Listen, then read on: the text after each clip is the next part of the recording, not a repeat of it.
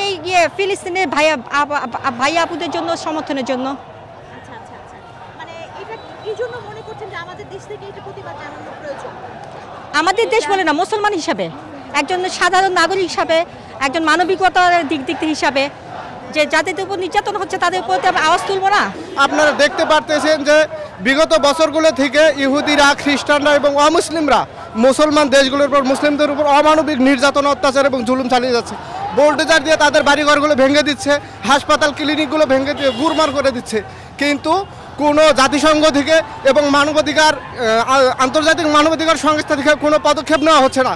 তার মানে আমরা বুঝে গেছি যে ওরা হচ্ছিল, ইহুদি খ্রিস্টানরা সবাই এক হয়ে গেছে, মুসলমানদের পৃথিবী থেকে বিনাশ করার জন্য একটা মাস্টার প্ল্যান ওরা করে ফেলেছে।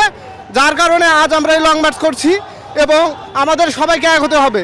So I would like to call upon all the Muslim countries and Muslims of the world to make a unity and form an organization through which if any non-Muslim country attacks or abuses any Muslims country or Muslims anywhere in the world, there will be a strong protest and